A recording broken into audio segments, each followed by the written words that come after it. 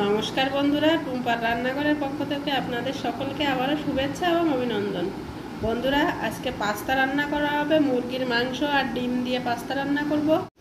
বন্ধুরা, গরম জল দিছি কড়াইয়ে। গরম জলের ভিতরে পাস্তাগুলো একটু সেদ্ধ করে নেব। সেদ্ধ করার সময় একটু লবণ দিয়ে দিতে হবে পাস্তার ভিতরে। পাস্তা সেদ্ধ হয়ে গেছে, এখন উঠিয়ে নেব।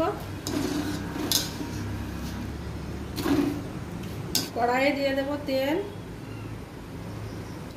তেলের উপরে দিচ্ছি পেঁয়াজ কুচি, রসুন কুচি, কাঁচা লঙ্কা কুচি,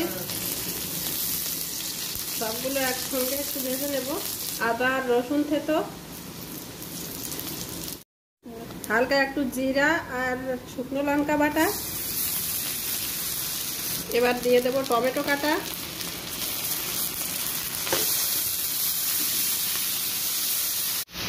স্বাদ মতো লবণ। এবার দিয়ে দেবো একটা ডিম,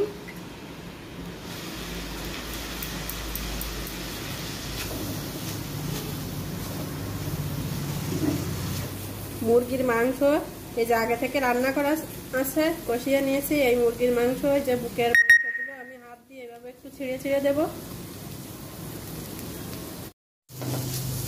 সবকিছু ভালো করে ভাজি করে নিয়েছি। এবার দিয়ে দেব পাস্তা।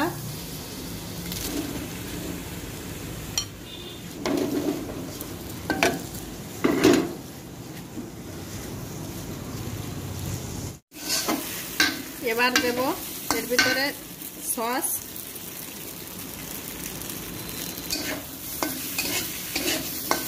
শেষে দিয়ে দেবো একটু ম্যাগি মশলা।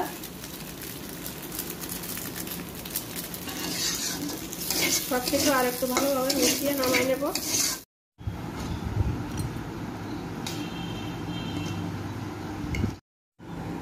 তো বন্ধুরা, আজকে তো পাস্তা রান্না করলাম আর এই যে রান্না করে নামিয়ে নিলাম। আর আমার এই পাস্তা রান্না করা কেমন হলো আপনারা কমেন্টে জানাবেন।